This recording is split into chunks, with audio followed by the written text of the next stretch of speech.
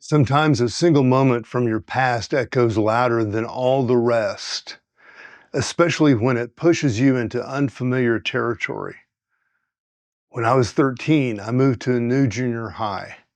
The difference from my old school was immediate. This place drew kids from families with more money, more education, and more confidence in how the world worked. I'd always done well in school and athletics, so naturally I continued that pattern here, knocking out good grades, dominating in sports, and making an impression early. Teachers noticed, coaches noticed, and even a parent in the school commented on my writing and my intelligence. A woman whose husband was a professor at a university. Their son was the opposite of me in many ways, not as capable in class or on the athletic fields or courts, but he was tough, vengeful, and well known for getting into fights, respected by some for it. Those years were charged. I was heading into adolescence, wrestling with questions about manhood, sexuality, and the early pain that I had from my own childhood sexual molestation that I had never really voiced or processed. I was carrying that weight quietly, not understanding how it was shaping me beneath the surface. Meanwhile, this kid wanted to fight me.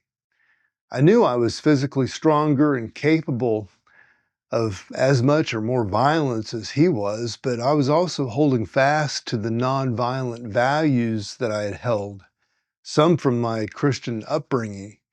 And that tension between what I could do and what I felt I should do was tearing at me.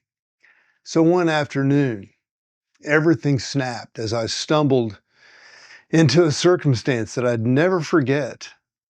I'd been avoiding this fight. This kid was begging of me. Walking near the gym, the kid blindsided me from behind, backhanded me, and split my lip wide open with a knuckle that I would never forget.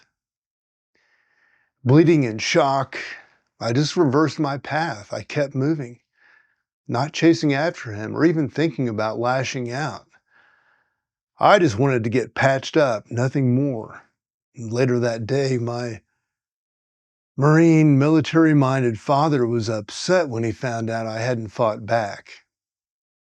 He had his own childhood battles with violence, which he had eventually learned to restrain and control. But in my father's defense, he wanted to protect me. And he was struck emotionally by this event, just as any caring father would be. He wanted justice. He also wanted to know that I knew how to take care of myself in the world. But I'd seen this man espouse the nonviolent teachings from the Bible. Although few ministers rationally teach people to turn the other cheek, I had taken that to heart. Or maybe that verse and vibe was waiting for me. I think my father and I both felt a strange conflict, admiring peace, but stung by the framework of the conditioning and the environment around us that not fighting was equated with weakness. That incident struck with, that just stuck with me for years. The violence and the humiliation, being watched, being hurt, and not fighting back left a deep disturbance in me. My dad, who knew his way around psychology and criminology, warned this boy's family that their son was headed for trouble. And my dad was right. Years later, at the end of my high school years, I passed that kid, ironically, next to his father in the hallway on the last day of class as I walked out of high school. I was on my way to enjoying a major college football scholarship and had all sorts of academic accolades. And he'd been expelled, even arrested, and was headed into the system that my father had warned them about.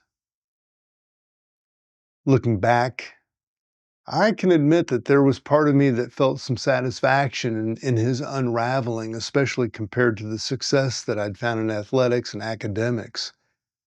Channeling what could have been violence into football or basketball or into writing and observation.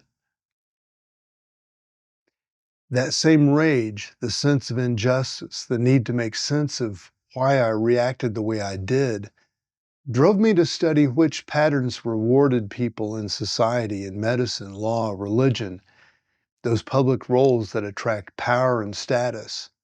There's no denying the drive, and it pushed me, but even kept me in battle with forgiveness for a long time. Forgiveness became something that didn't make logical sense. Turning the other cheek sounds like a good principle, but in practice, it's a confusing ideal. How do you truly forgive someone who's harmed you or even wish love for them in the aftermath? Well, my anger, my effort to make peace with what happened lasted decades. Years later, after seeing so much of what Jesus and other spiritual figures endured for their message, it started to make sense that forgiveness isn't about forgetting or letting anyone off the hook. It's not weakness. If anything, it's a form of dignity and self-respect that calls you into a much deeper way of relating to yourself and to others. And that's what the experience became for me. My refusal to fight wasn't just about strength or restraint, but about discovering that my life could be more than just playing out the scripts handed down by family or culture. It meant witnessing my circumstances, using them as a window into something deeper inside of me, more meaningful. And it forced me to confront the deep conditioning that says we must respond to violence with violence or hurt with anger when when sometimes the real call is to open up to our divine nature, to act with compassion, to operate in a way that preserves rather than divides. Forgiveness may be a single act or a deeper tone that resonates in peace at some strange, but noted in realization at some mysterious moment in time that eludes a causal explanation or one of justice or logic. It's a lifelong practice for me, a realization that sometimes the highest power is not found in dominating or retaliating, but in listening and letting go. Even if there is no tidy resolution, I can't tell anyone how to forgive or when because it's a mystery. Maybe it's a divine operation arriving as it will on its own time, just like a butterfly flying into this room. It might seem to elude control and ego, domination and violence, but lives in a shroud of mystery and faith, ultimately a love that defies the reasoning of simplistic men who operate in an eye for an eye mentality, expecting justice and the magical manifestation of anything they want or imagine at any whim or command.